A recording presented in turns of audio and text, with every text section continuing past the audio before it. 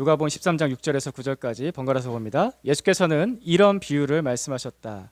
어떤 사람이 자기 포도원에다가 무화과 나무를 한 그루 심었는데 그 나무에서 열매를 얻을까 하고 왔으나 찾지 못하였다. 그래서 그는 포도원지기에게 말하였다.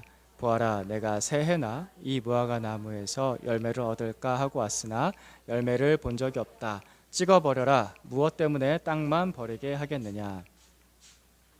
그러자 포도원 지기가 그에게 말하였다. 주인님, 올해만 그냥 두십시오. 그동안에 내가 그 둘레를 파고 거름을 주겠습니다. 그렇게 하면 다음 철에 열매를 맺을지도 모릅니다. 그때에 가서도 열매를 맺지 못하면 찍어버리십시오. 아멘. 보통 농사는 1년 주기로 하죠. 봄에 씨 뿌리고 여름에 한창 키우고요. 가을에는 추수를 하게 됩니다. 그래서 1년이기 때문에 이 1년 농사를 한번 잘 지어야 됩니다. 한번 실패를 하게 되면 이제 좀 힘들게 되죠. 그 다음에까지 또 힘들게 되기 때문에 한 해 농사가 굉장히 중요합니다. 그래서 만약에 그 한 해 농사를 실패하게 되면은 잘못되었다거나 농부는 그 다음에는 방법을 바꾸든 종자를 바꾸든 뭐든 바꾸게 됩니다. 다음 해까지 망칠 수는 없기 때문이죠. 어른들은 자녀를 키우는 것을 농사에 비유하곤 했습니다. 그래서 자식 농사 짓는다라는 말이 우리 나라 말에 있죠. 자식 농사 짓는다. 근데 이제 이 자식 농사하고 땅 농사하고는 비슷한 점도 있지만 차이점도 분명히 있습니다. 땅 농사는 1년 주기잖아요. 근데 1년이면 열매를 거두는 걸 볼 수가 있는데 자식 농사는 그렇게는 안 됩니다. 1년이 됐다고 해서 열매를 본다 보장할 수 없고요. 그렇게 되지도 않고요. 1년 키워가지고는 안 되죠. 10년도 모자르죠. 10배로 해서 10년도 모자랍니다. 10년 키워보셨습니까? 10년 키워도 여전히 애입니다. 근데 예전에는 한 20년 키우면, 그거에 한 2배 정도 키우면은 20년 정도 키우면 이제 어른이 됐다라고 생각을 하는데 요즘은 그렇지도 않죠. 요즘 20살들 보셨죠? 제가 너무 꼰대 같은 얘기 하나요? 아이처럼 느껴지지 않으십니까? 20년도 모자르고 한 30년 넘게도 키우기도 합니다. 30년이 뭐예요? 40년 키우는 자식도 있으니까요. 그래서 일단 시기에서 큰 차이가 있습니다. 1년으로는 절대 부족하고 그거에 30배, 40배가 필요합니다. 그리고 또 다른 점이 자식 농사는 잘못되었다고 해서 방법을 쉽게 바꾸거나 또는 종자를 바꿀 수도 없습니다. 그죠? 자식 농사의 종자 바꾸는 일은 없습니다. 어쨌든 내가 낳은 자식은 내가 끝까지 책임지는 거죠. 내 자식입니까? 내 자식은 내가 끝까지 끌어안고 갑니다. 부모의 사명은 죽을 때까지입니다. 죽을 때까지 갑니다. 오늘 말씀은 농부의 이야기입니다. 포도원 농부의 이야기입니다. 근데 특이하게도 이 농부는 포도원에 무화과 나무를 심은 농부입니다. 6절 말씀 같이 보겠습니다. 시작. 예수께서 이런 비유를 말씀하셨다. 어떤 사람이 자기 포도원에다가 무화과 나무 한 그루를 심었는데 그 나무에서 열매를 얻을까 하고 왔으나 찾지 못하였다. 아멘. 포도원에다가 무화과 나무 한 그루를 심었다라고 나옵니다. 상상을 해보면 다 포도나무만 자라고 있는데요. 포도원에 포도나무만 자라고 있는데 거기에 유일하게 무화과 나무 한 그루가 자라고 있는 겁니다. 이게 눈에 띌 수밖에 없어요. 왜냐면은 포도나무는 낮게 자라거든요. 그죠? 낮게 자라는데 거기에 그것보다 조금 더 높게 자라고 있는 무화과 나무 한 그루가 있는 겁니다. 근데 이 무화과 나무 한 그루가 열매를 못 맺고 있어요. 몇 년 동안 열매를 못 맺었다고 나오고 있죠? 말씀해 보시면 3년이에요. 3년. 물론 과실수를 얻는 것이 쉽지가 않아서 과실을 얻는 것이 쉽지가 않아서 1년 기다릴 수 있습니다. 2년째도 참아볼 수도 있습니다. 3년째까지 열매가 없다라고 한다면은 이 말씀처럼 정말 없애버리면 하죠. 땅만 버리는 거잖아요. 땅에 그 영양분만 버리는 거잖아요. 찍어버릴 만도 합니다. 그런데 그 농부 옆에 있던 포도원 지기가 있죠. 등장인물이 두 사람이에요. 농부가 있고 주인이 농부가 있고 그 옆에 포도원 지기가 또 있어요. 포도원 지기는 1년만 더 참자고 그 주인 농부를 설득하고 있습니다. 8절과 9절 말씀 천천히 같이 읽어볼까요? 시작. 그러자 포도원 지기가 그에게 말하였다. 주인님, 올해만 그냥 두십시오. 그동안에 내가 그 둘레를 파고 거름을 주겠습니다. 그렇게 하면 다음 철에 열매를 맺을지도 모릅니다. 그때 가서도 열매를 맺지 못하면 찍어버리십시오. 오늘 말씀은 하나님의 마음을 보여줍니다. 특별히 하나님 아버지의 마음, 아버지의 마음을 보여줍니다. 포도원에 어울리지 않는 무화과나무 한 그루를 심은 그 농부를 보십시오. 어울리지 않는 그 자리에 무화과나무를 심었습니다. 그리고 포도나무에게 줘야 될 영양분을 이 무화과나무에게 주었습니다. 죄인인 우리가 그런 은혜를 받았습니다. 하나님께서는 우리에게 어울리지 않는 사랑을 주십니다. 우리에게 어울리지 않는 은혜를 주십니다. 우리에게 어울리지 않는 자격을 주십니다. 여러분 혹시 자신이 나는 은혜 받을 자격이 있는 포도나무야 라고 생각하고 계십니까? 이 비유는 지금 뭘 얘기하고 있냐면은 그런 내가 아니다라고 얘기하고 있습니다. 나는 원래 이 포도원에서 자랄 자격이 없었던 사람입니다. 죄인인 우리를 위해서 하나님의 아들이 오셨다는 것이 어울립니까? 이 이야기가 어울린다고 생각합니까? 죄인인 나를 위해서 그 하나님의 아들이 죽으셨다라는 것이 당연하게 느껴지십니까? 그리고 이 죄인을 위해서 하나님의 아들이 죽으신 것 때문에 내가 이 죄인이 하나님의 자녀가 되는 자격을 얻었다는 것이 어울린다고 생각하십니까? 그게 당연하다고 느껴지십니까? 은혜가 나한테 혹시 당연하다고 생각하십니까? 은혜가 나한테 어울린다고 생각하십니까? 우리 형제자매 여러분, 이 세상에 당연한 은혜는 단 하나도 없습니다. 당연한 은혜는 없습니다. 부모의 은혜도 당연하지 않고요, 스승의 은혜도 당연하지 않습니다. 그 어떤 것도 당연한 것은 없습니다. 은혜를 당연하게 생각하는 사람은 그 은혜의 가치를 모릅니다. 그래서 그 은혜를 짓밟죠. 그래서 은혜를 당연하게 생각하는 그 사람은 부모를 때리고 자기 스승에게 발길질하는 것입니다. 은혜를 당연하게 생각하기 때문입니다. 세상에 그 어떤 당연한 은혜는 없습니다. 어떤 은혜도 당연한 것이 없습니다. 하나님께서는 자격 없는 나에게 어울리지 않은 은혜를 주셨습니다. 전혀 당연하지 않은 은혜를 주십니다. 내게 주신 그 은혜의 가치를 아는 사람, 그러니까 내게 전혀 당연하지 않고 내게 전혀 어울리지 않는데 그런 은혜를 주셨다는 것을 아는 사람은 겸손합니다. 그래서 감사할 줄 압니다. 그 사람이 은혜의 가치에 빛을 발하게 합니다.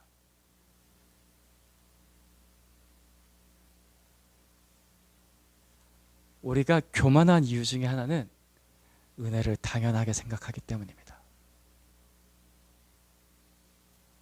우리에게 주어진 모든 시간과 모든 삶과 나에게 주어진 모든 좋은 것들은 단 하나도 당연한 것이 없습니다.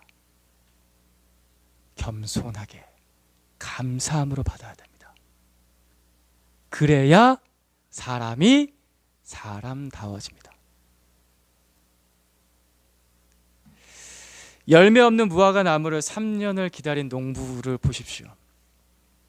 그리고 옆에서 더 부추겨요. 1년만 더 기다리자라는 포도원 지기를 보십시오.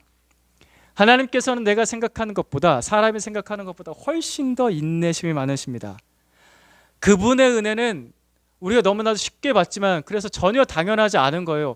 왜 이렇게까지 인내하시나? 왜 이렇게까지 기대하시나? 왜 그러냐면은 하나님께서는 우리에게 죄인으로서 우리를 대우하시는 것이 아니라 자녀로서 우리를 대우하시기 때문입니다. 내가 살아서 숨을 쉬는 그 모든 시간을 당연하게 여기거나 허무하게 낭비하지 마십시오. 하루하루 우리가 눈을 뜰 때마다 해가 뜨고 달이 뜨고 하루가 지나가고 너무나 당연하게 생각하잖아요. 근데 그게 당연하지 않아요. 나에게 주어진 그 모든 시간은 하나님께서 나를 인내하시는 시간입니다. 하나님께서 나를 기다리시는 시간이에요. 왜? 나를 자녀로 대우하시기 때문에. 오늘 지금 이 시간에 주어진 것도 결코 당연하지 않습니다. 허무하게 보내지 마십시오. 똑같은 예배 시간 매주 반복되는 거라고 생각하지 마세요.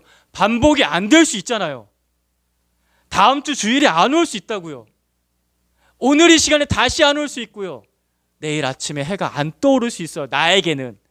다른 사람에게는 해가 떠오르고 달이 떠오를 수 있지만 나에게는 내일의 해가 안 떠오를 수 있고 내일은 달이 안 떠오를 수도 있습니다.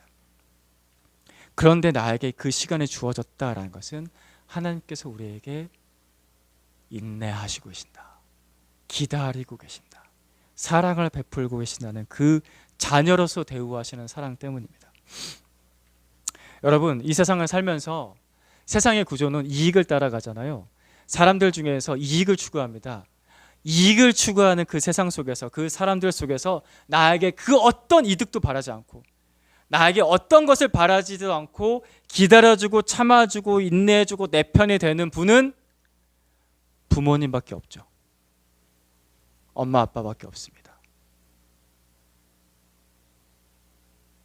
아버지 하나님께서는 그 부모의 마음으로 오늘도 그렇게 자식 농사를 짓고 계십니다. 집 나간 자식 기다리시면서 아버지께서는 자식 농사를 지금도 짓고 계십니다. 온 땅 가운데. 하나님께서 쉬시는 것 같나요? 아니요. 하나님의 마음은 결코 쉬신 적이 없습니다. 온 땅 가운데 하나님 아버지께서는 철없는 자식을 가슴에 품으시고 이 자식이 철들도록 은혜를 주면 은혜인 줄 알도록 계속 가슴에 품고 자식 농사를 짓고 계십니다. 저를 그렇게 품고 계십니다. 제가 예수를 믿고 나름 잘 믿어보려고 했고 또 목사까지 되었지만 제가 진짜 철이 없다라는 것을 느낍니다. 근데 그 철없는 이 자식을 하나님께서는 아버지께서는 아버지의 가슴에 품고 자식 농사를 짓고 계십니다. 그래서 그나마 제가 이 정도인 거예요. 이보다 더 잘나야 될 텐데 철든 자식이 돼야 될 텐데 그래도 제가 그만큼 못한다고 할지라도 아버지 때문에 제가 이 정도 된 겁니다. 저는 그걸 느낍니다. 여러분도 그걸 느끼시나요? 당연한 은혜는 없다고요. 아버지께서 지금도 쉬지 않고 일하고 계십니다.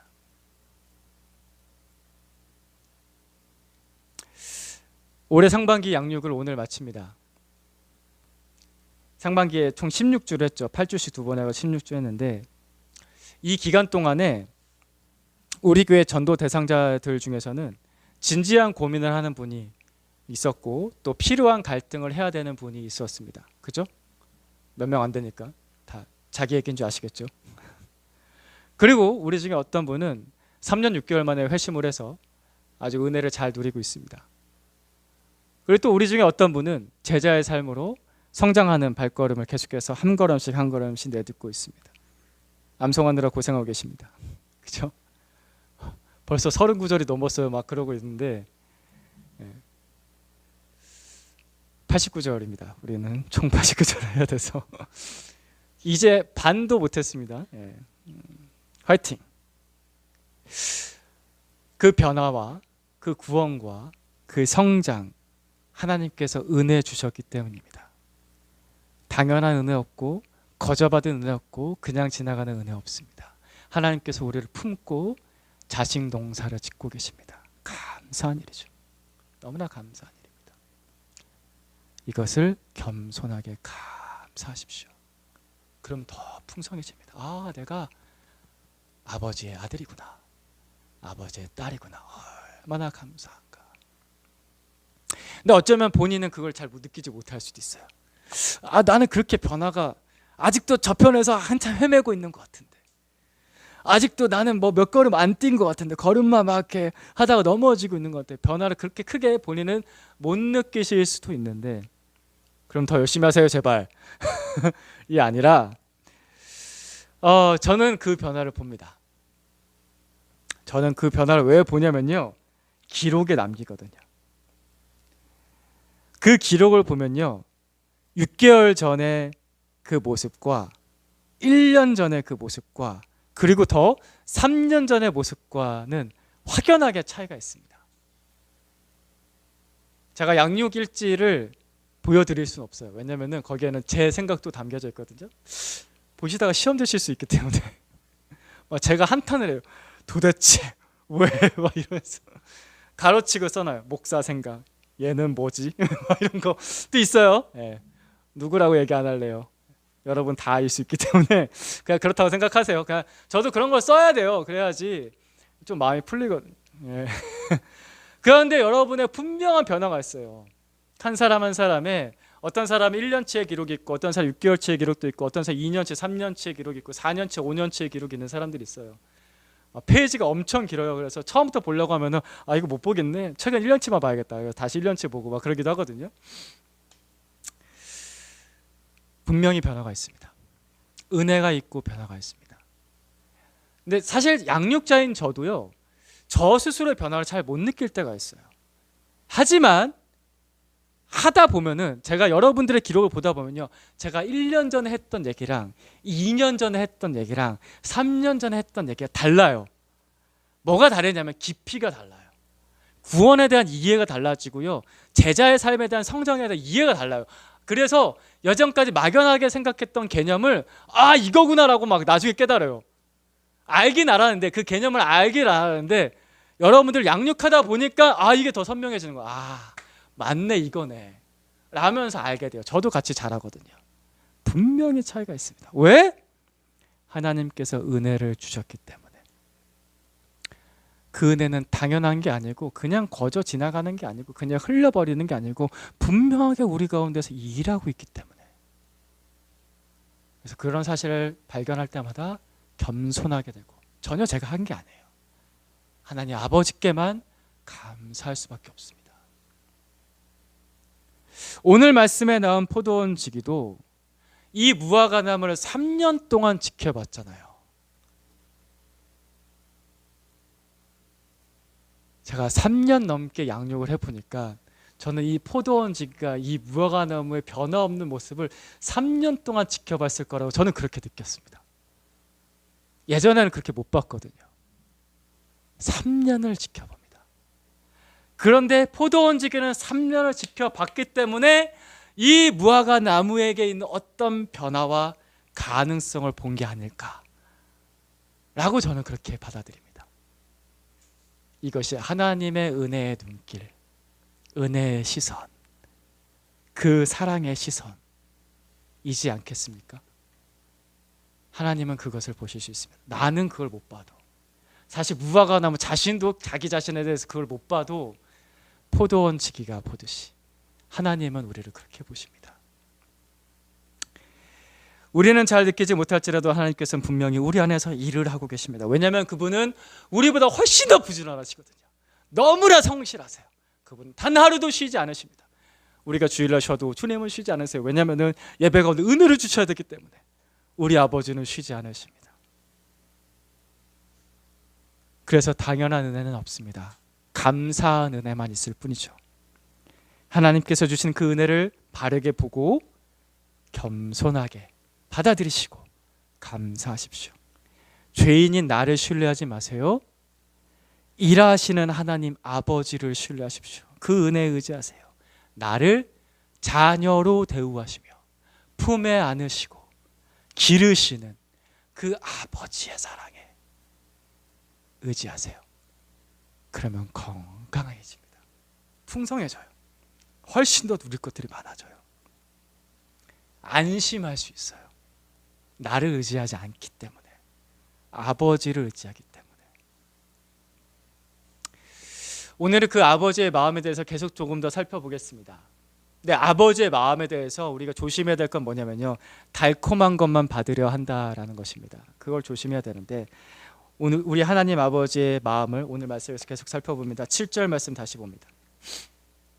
같이 보겠습니다. 시작. 그래서 그는 포도원 지기에게 말하였다. 보아라, 내가 새해나 이 무화과 나무에서 열매를 얻을까 하고 왔으나 열매를 본 적이 없다. 찍어버려라.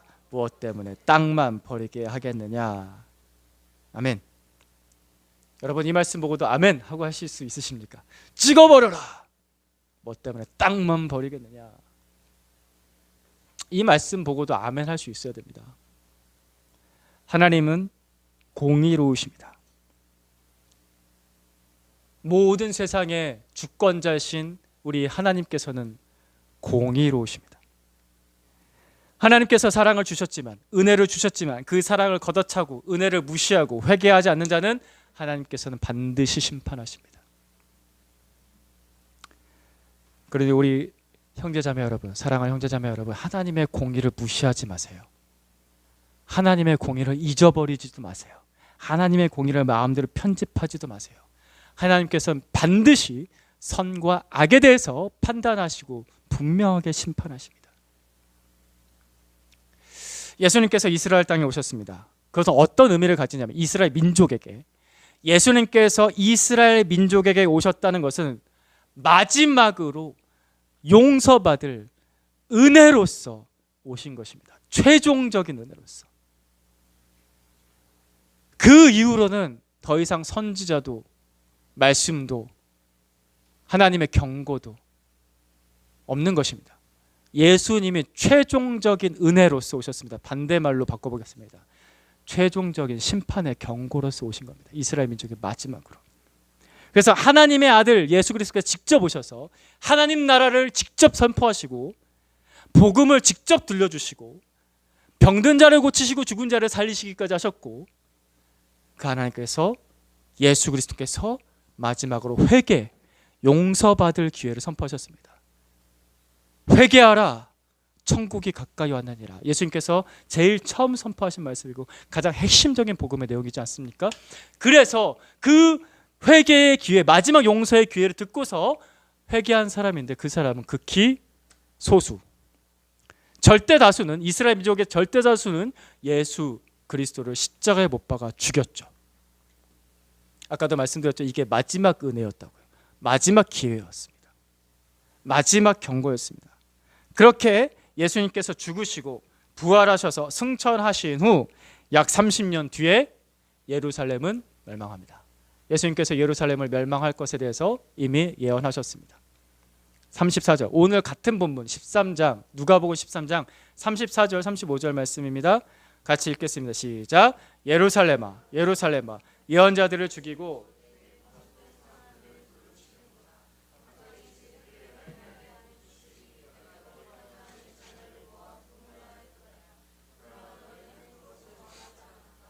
보아라, 너희 집은 버림을 받을 것이다. 내가 너에게 말한다. 너희가 말하기를 주님의 이름으로 오시는 분은 복되시다 할 그때가 오기까지 너희는 나를 다시 보지 못할 것이다. 아멘. 예루살렘아, 예루살렘아, 암탉이 제 새끼를 날개 아래 모음같이 내가 너희를 모으려 한 것이 몇 번이더냐. 너희가 원하지 않았다. 예수님께서 승천하신 후 약 30년 뒤 AD 70년 로마 장군 티투스는 예루살렘을 침공했고, 그리고 함락시켰고, 유대인이 그렇게 추앙하던 성전, 거룩하다라고 노래 불렀던 그 성전을 돌 하나도 돌 위에 남기지 않고 완전하게 무너뜨렸습니다.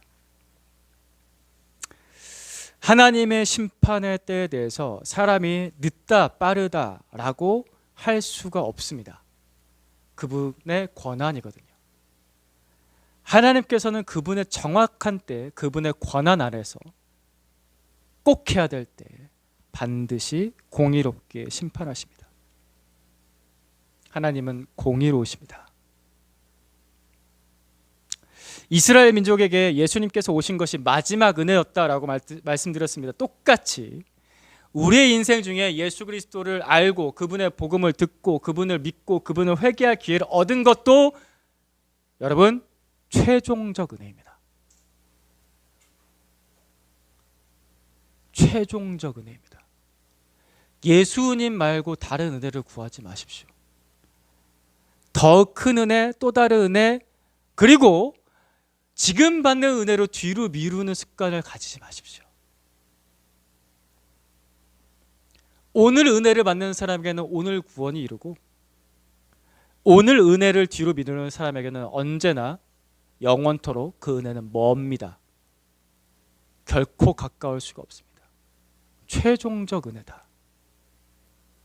이게 복음을 듣는 자의, 그리고 그 중에서 회심하는 자의 나타나는 태도입니다. 오늘입니다. 예수님께서 복음을 선포하시면서 믿는 자에게 늘 말씀하셨죠. 오늘 너에게 구원이 이르렀다. 오늘 네가 나와 함께 낙원에 있을 것이다. 오늘이라고 말씀하십니다. 최종적 은혜입니다. 뒤로 미루거나 무시하거나 다른 은혜 구하는 건 은혜를 모르는 자입니다. 아까 말씀드렸죠. 은혜를 모르는 자는 어떻게 한다고요? 짓밟습니다. 걷어찹니다. 그래서 은혜가 아닌 게 됩니다. 하나님께서는 공의로우십니다. 공의로우신 하나님 안에서 은혜를 은혜되게 이해할 수가 있는 겁니다. 공의로우신 하나님을 생각하지 않으면 은혜의 가치를 늘 짓밟습니다. 이 사실을 무시하지 말고 이 사실을 잊어버리지 마십시오.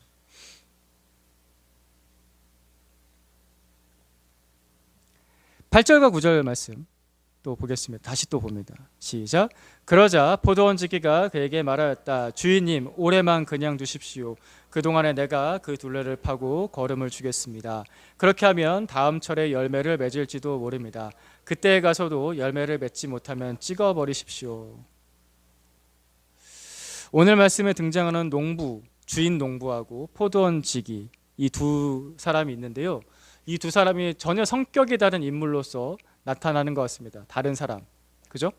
농부는 찍어버리라고 하고 포도원 지기는 1년만 더 참자고 하고 전혀 다른 성격의 사람이 등장하는 것 같습니다. 그런데 이 말씀, 이 짧은 4구절의 말씀을 묵상하고 읽고 또다시 읽다 보면은 하나님의 두 가지 성품을 동시에 보여주시는 것이다 라는 것을 알 수가 있습니다. 하나님의 공의, 그리고 동시에 하나님의 사랑. 하나님의 공의와 사랑은 늘 같이 공존하고 있습니다. 공의 따로 사랑 따로가 아니에요. 이게 서로가 반대에 있는 게 전혀 아니라는 거예요.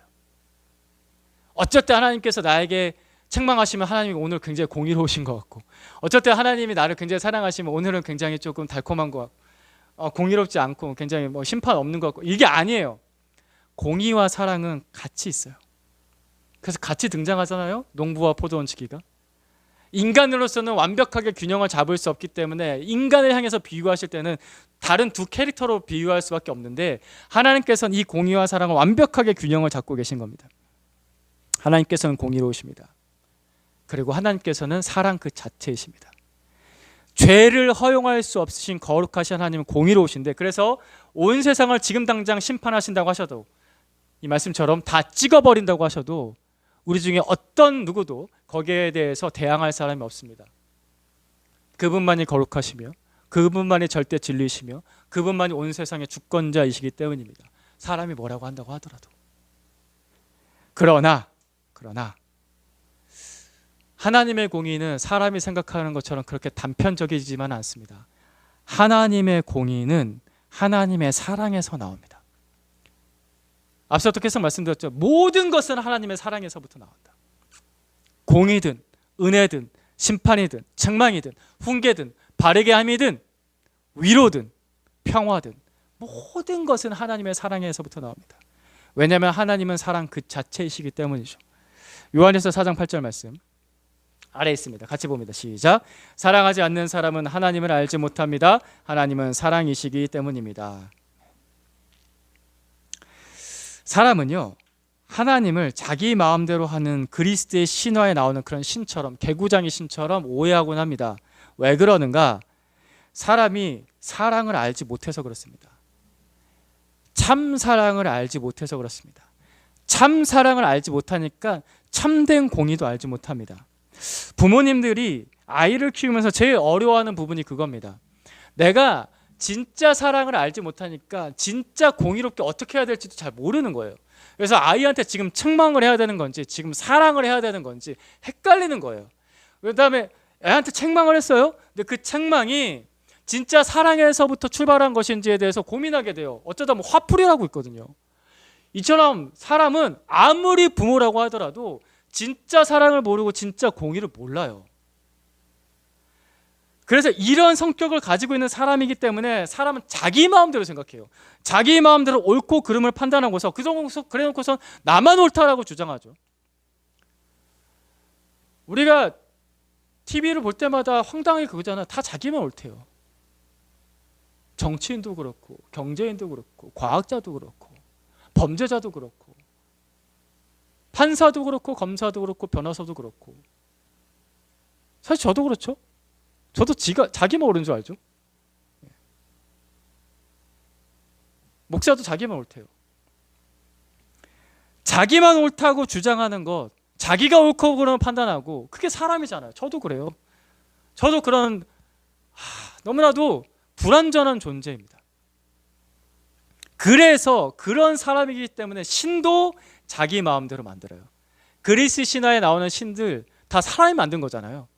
다 자기 마음대로 만들어. 그 인간처럼 만들었지 않았습니까? 그래서 하나님조차도 내 마음대로 만들고 내 마음대로 편집하는 거예요. 공이든 사랑이든 자꾸 자기 생각대로만 생각하고 판단하고 잘라내고 그러고 있습니다. 아닙니다. 내가 생각하는 하나님은 진짜 하나님이 아닐 가능성이 굉장히 높습니다. 그래서 우리가 늘 성경을 보는 거예요. 그리고 계속 묵상하는 거예요. 그리고 계속 고민하는 거예요. 그 하나님께 요청을, 하나님께서 나에게 하나님을 보여달라고. 하나님께서만이 완전한 사랑이시고 하나님께만 완전한 공의가 있는데 그 하나님을 제가 바르게 알 수 있게 해달라고 구할 수밖에 없어요. 여기서도 겸손해야 됩니다. 늘 겸손해야 됩니다. 이 말씀에 이렇게 나오죠. 주인님, 올해만 그냥 두십시오. 그동안에 내가 그 둘레를 파고 걸음을 주겠습니다.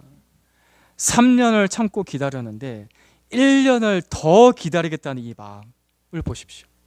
지금까지도 최선을 다해서 사랑했어요. 포도원지기가 그냥 안 했을까? 아무것도 안 했을까? 아니라고 저는 생각해요. 포도원지기가 이 무화과나무를 향해서 3년 동안 잘 돌보고 물 주고 다 했을 거예요. 근데 뭐예요? 더 사랑하겠대요. 더 돌보겠대요. 그 행동을 보십시오. 지금 이게 뭘 얘기하는 걸까요? 예수님께서 무엇을 얘기하려고 지금 이 말씀을 하시는 걸까요? 이게 예수님의 비유잖아요. 그죠? 아시겠죠? 하나님의 마음이에요. 하나님의 사랑이에요. 공의가 있는데 하나님의 사랑이 늘 같이 있어요. 그 공의조차도 사랑에서부터 나왔습니다. 공의로우신 하나님께서는 죄인을 심판하세요. 하지만 그 죄인이 그토록 더럽고 그토록 선에 대해서 무능하고 그토록 그 선에 대해서 무력하고 아무 생각도 없고 깨닫지도 못하고 듣지도 못하고 보지도 못하는데 그 죄인을 향해서 하나님께서는 또한 사랑을 베푸십니다.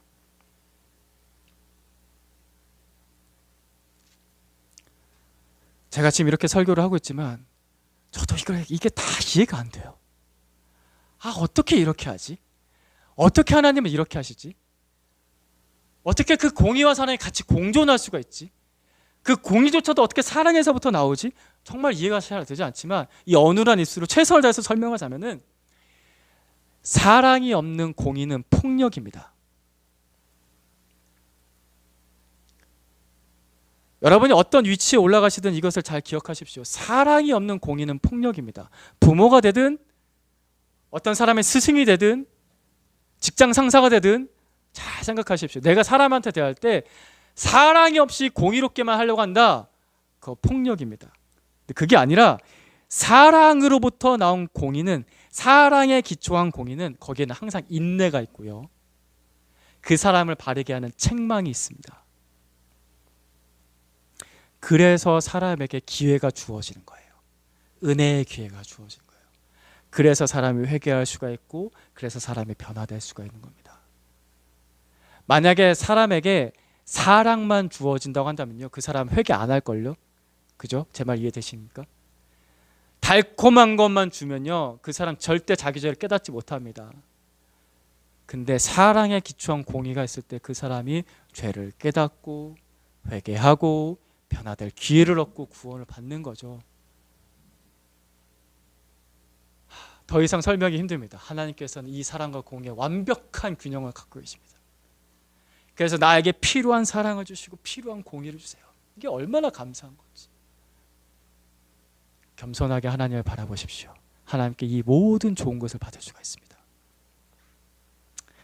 그래서 우리 믿음의 선배들 중에서 참 좋았던, 참 훌륭했던 믿음의 선배 다윗은 하나님의 공의를 알았기에 그분 앞에서 두려워할 줄 알았습니다.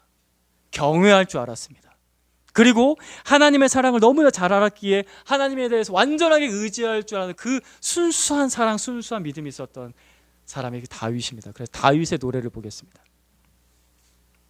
저의 설명보다 다윗의 이 시편 말씀이 당연히 성경이니까요, 훨씬 더 하나님의 사랑과 공의를 잘 이해할 수가 있습니다. 8절부터 14절까지 천천히 우리 번갈아 가면서 읽어보겠습니다. 제가 8절 먼저 읽겠습니다. 주님은 자비롭고 은혜로우시며 노하기를 더디하시며 사랑이 그지없으시다. 두고두고 꾸짖지 않으시며 너를 끝없이 품지 않으신다. 우리 죄를 지은 그대로 갚지 않으시고 우리 잘못을 저지른 그대로 갚지 않으신다. 하늘이 땅에서 높음같이 주님을 두려운 사람에게는 그 사랑도 크시다.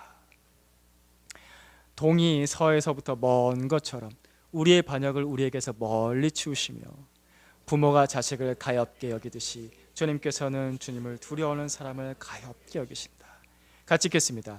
주님께서는 우리가 어떻게 창조되었음을 알고 계시기 때문이며 우리가 한갓 티끌임을 알고 계시기 때문이다. 아멘. 저는 다윗이 구약의 인물인데 율법밖에 몰랐는데 어떻게 이렇게 복음적일 수 있을까 늘 볼 때마다 감탄하게 돼요. 하나님을 부모처럼 생각했어요. 그분이 두렵다는 것도 알지만 그분의 사랑이 한이 없다는 것도 알았어요. 어떻게 이렇게 잘 알았을까? 이렇게 예수님을, 하나님을 그렇게 믿었으면 참 좋겠다 마음이 듭니다. 우리가 저지른 죄 그대로 하나님께서 그 죄값 그대로 다 심판하셨다면은 우리는 이 자리에 있을 수가 없습니다. 단 한 사람도 이 자리에 있을 수가 없습니다. 이미 다 끝났을 거예요. 반대로, 여러분 반대로 생각해 볼게요. 반대로 하나님께서 이 세상의 죄에 대해서 심판을 하나도 하지 않으셨다고 한다면 우리는 우리 죄 때문에 자멸했을 것입니다.